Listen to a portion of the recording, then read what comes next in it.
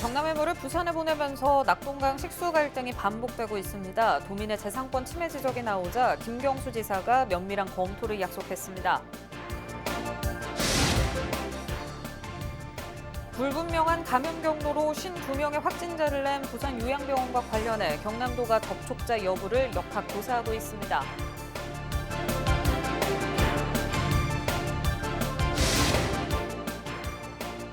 보이스피싱 이후 피해자와 직접 만나 9억 원 가까이를 가로챈 일당 3명이 검거됐습니다.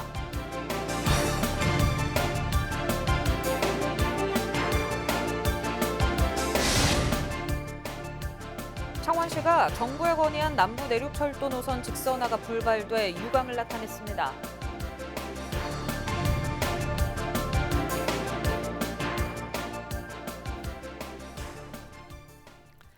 시청자 여러분 안녕하십니까? 헬로티비 뉴스 경남입니다. 2달 전 경남에서 열릴 예정이던 환경부의 낙동강 물관리 연구용역 보고회가 무산됐었죠. 경남의 물을 부산에 보내면서 경남 주민만 재산권을 침해당한다는 비판이 컸는데 이후 어떻게 진행되고 있을까요? 도정 질문에서는 그 부분에 대한 질문이 집중됐습니다. 권정숙 기자의 보도입니다. 부산의 물공급 지역으로 환경부가 지정한 곳은 경남 창녕과 합천입니다. 합천 환강하류와 낙동강 본류인 창녕에서 개발한 강변 여과소에서 하루에 95만 톤을 취수해 그중 47만 톤을 부산에 공급하겠다는 계획입니다. 하지만 지난 8월 이런 내용을 발표하려던 환경부의 보고회는 지역 주민들의 반대로 시작도 못하고 무산됐습니다. 이후 주민대표 등이 참여한 보고회가 2차례 열렸습니다. 8월 12일하고 9월 17일에 연구용역 자문단에 지자체에서 또 추천하신 주민대표 이런 분들도 들어가 계시거든요. 그 2차례에 걸쳐가지고 우선 보고회를 한번 거쳤고요. 11월에 상류권역, 하류권역으로 해가지고 좀 토론회 같은 걸 좀 개최하려고 지금 계획을 하고 있고요. 그러나 지역민의 추가 재산권 침해가 없고 피해가 발생할 경우 대책을 마련하겠다는 환경부의 기존 설명 외에 추가 대책은 없는 상황. 도정 질문에서는 경남 취수를 취소할 수는 없는지 주민 피해 문제가 집중됐습니다. 주민 동의가 안 돼서 난강댐 물을 포기한다고 해놓고 창녕 합천물은 가져가겠다는 것이 앞뒤가 맞다고 봅니까? 환경부는 상수원 보고육 추가 지정은 최소화하거나 없을 것이라고 말하지만 이렇게 밀어붙이는데 지역민이 안심을 할 수 있겠습니까? 강변 여가수만 빼가기 위한 사탕 발림식이고 주민을 우롱하는 처사로밖에 볼 수 없습니다. 현재 환경부의 중간 검토안에는 강변 여가수 개발에 따른 추가 규제가 없는 것으로 계획이 되어 있습니다. 환경부에서는 공장 설립 제한 지역이 늘어나지 않도록 수도법을 개정 중에 있습니다. 환강물을 이용한다고 하면서 치수장을 만들겠다라고 한 건 합천댐을 사용하면 더 맑은 물이 되겠지만 지역 주민들의 피해를 최소화하고 원론적인 답변이 이어지자 의원들은 대책을 요구했고 김경수 지사는 면밀한 검토를 약속했습니다. 이번 치수원 다변화도 부산 대도시 식수 문제를 해결하기 위한 창녕 합천 주민이 희생해야 하는 사안입니다. 이렇듯 특정 지역 주민을 희생양 삼아 진행하는 국책 사업은 더는 안 됩니다. 말이 저와 나눠 먹자는 거지 이 지역 주민들에게는 물 문제가 생계와 생존의 절박한 이름 그대로입니다. 그 용역 과정에 여러 가지 검토 방안들이 실제 타당한지를 경남에서도 계속 검토하고 있는 중입니다. 우리 경남 도민들의 피해는 가능한 한 최소화할 수 있도록 가능한 발생하지 않도록 하는 데 최선을 다하도록 하겠습니다. 취소안에 이어 지난달엔 기록적인 폭우에 물난리마저 겪은 창녕과 합천. 경남의 물 문제는 여전히 현재 진행 중입니다. 헬로티비 뉴스 권정숙입니다. 전화금융사기 이른바 보이스피싱으로 9억 원 가까이 가로챈 일당 3명이 검거됐습니다. 경남경찰청은 지난 7월부터 9월까지 경남과 부산, 서울 등 전국을 돌며 피해자 18명을 만나 모두 8억 9천만 원을 받고 전화금융사기 조직원에게 송금한 3명을 구속했다고 밝혔습니다. 사기 조직은 중앙지검 검사나 금융감독원 조사관을 사칭해 피해자의 계좌가 범죄에 이용되고 있다며 돈을 인출해 수사관이나 조사관에게 전달하란 방식으로 돈을 가로챈 것으로 드러냈습니다. 구속된 이들은 피해자들에게 위조된 증빙 서류를 보여주며 돈을 받아 사기 조직원의 계좌로 송금한 혐의를 받고 있습니다. 이들은 고수익 아르바이트 광고를 보고 조직원이 돼 대가로 건당 30만 원에서 50만 원가량을 받은 것으로 조사됐습니다. 경찰은 피의자들에 대한 추가 조사를 통해 사기 조직 일당을 추적하고 있습니다.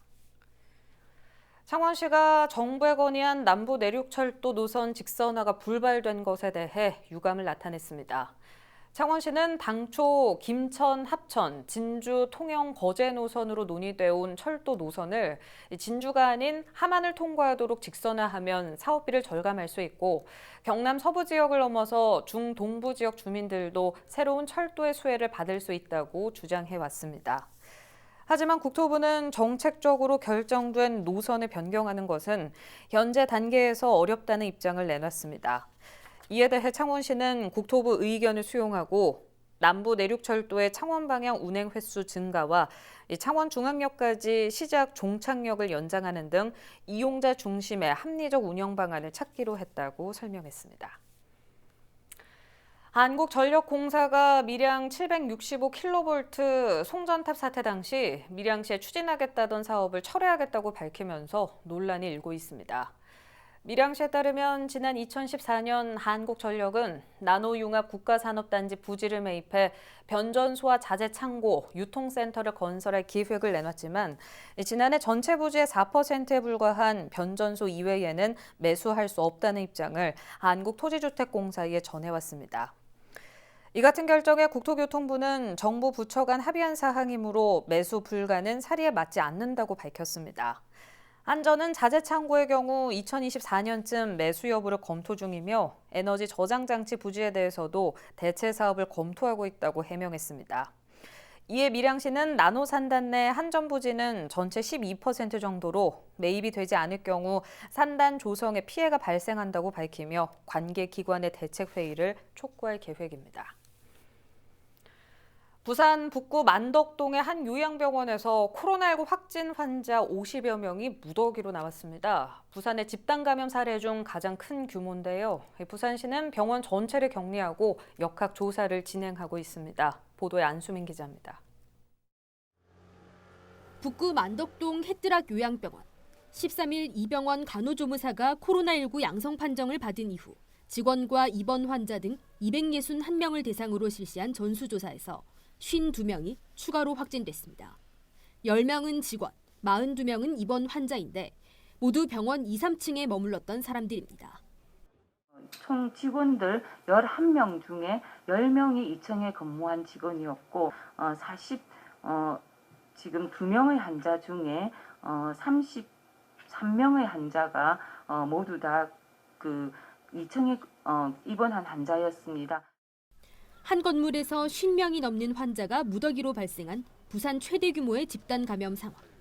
보건당국은 병원 내에서 상당한 시간 동안 전파가 이루어졌을 것으로 추측하고 병원 측의 감염 관리 실태를 조사하고 있습니다.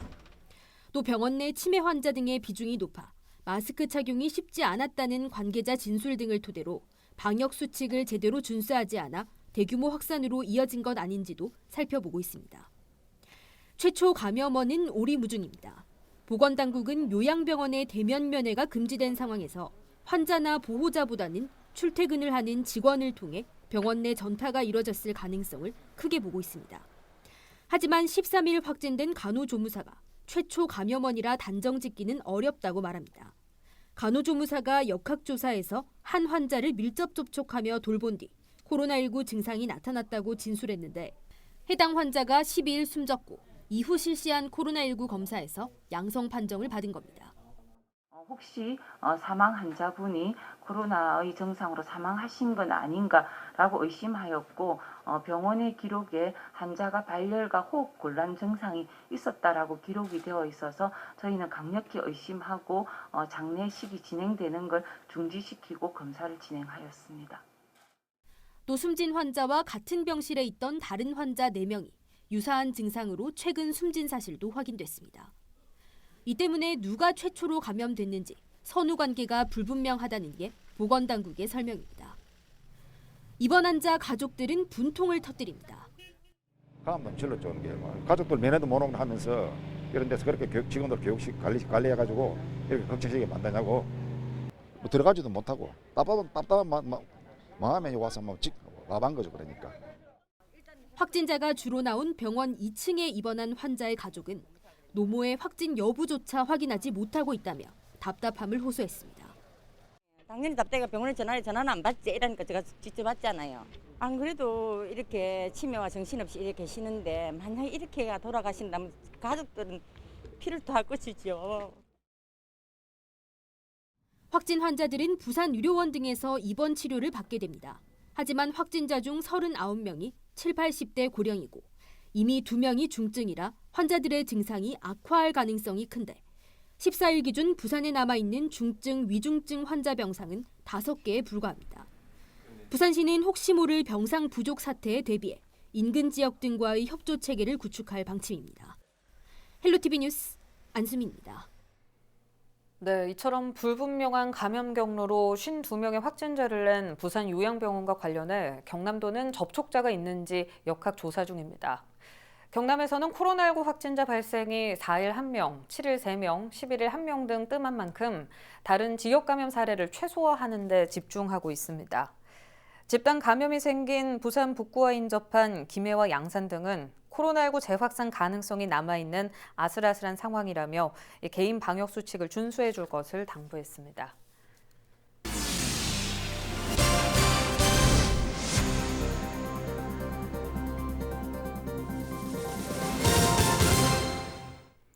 경남 마을공동체 지원센터는 14일 대원초등학교와 팔룡동 주민자치위원회, 창원 YMCA와 함께 학교 앞 마을 배움터 상상예술 운영을 위한 상호협력 업무 협약을 체결했습니다. 이에 따라 학교는 교내의 공간을 공유하고 경남 마을공동체 지원센터는 마을 배움터 운영과 사업을 지원합니다. 또 팔룡동 주민자치위원회와 창원 YMCA는 참여한 운영협의체들의 추진 체계를 구축하고 지속 가능한 마을 배움터 운영이 될 수 있도록 할 예정입니다. 11월 초 정식 개장 예정인 대원초 상상의 숲에서는 생태와 문화교육, 공연 등 다양한 주민 참여 프로그램이 운영될 예정입니다. 경남도가 코로나19와 로컬 민주주의를 주제로 다음 주 월요일부터 사흘 동안 사회혁신 국제 포럼을 엽니다. 이번 포럼에는 대만 디지털 특임장관 오드리 탕과 영국 프레스턴 시 매튜 브라운 시장 등이 온라인 연사로 참여합니다. 19일 오후 2시부터 시작되는 포럼은 지역과 청년, 공간 민주주의 등 6개 분야와 6개의 온라인 특별 강연으로 구성되며 SNS로 생중계될 예정입니다. 지역 관광을 활성화하기 위해 마을 자체 여행사를 만드는 등 지역 문제를 해결해 나가려는 움직임이 경남에서도 이어지고 있습니다. 경남 지역 문제 해결 플랫폼은 지역별로 원탁 토론회를 열어 지역의 문제점을 도출하고 이를 해결하기 위한 의제를 마련하고 있습니다. 마을 두레 여행사 만들기, 우리 동네 주치의 양성 등 20여 가지 의제가 논의되고 있습니다. 오는 23일에는 SNS 생중계로 진행되는 의제 실행 선언식이 열릴 예정입니다. 김해시 치매 안심센터가 김해 중앙여고를 치매 극복 선도학교로 지정했습니다. 치매 극복 선도학교는 정기 교육을 실시해 치매에 대한 부정적인 인식을 개선하고 치매 가족을 이해하는 파트너를 육성하기 위해 마련됐습니다.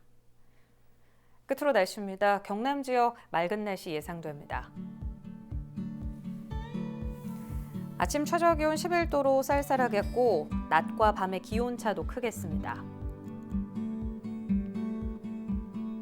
주간 날씨입니다. 경남 내륙 지역으로 일교차가 더 크겠습니다. 당분간 비 소식 없을 것으로 전망됩니다. 해상은 대체로 구름 많습니다. 동해남부 앞바다는 오전 중에 비 소식 있으며 바다의 물결은 최고 2.0m로 다소 높게 있는 곳 있겠습니다.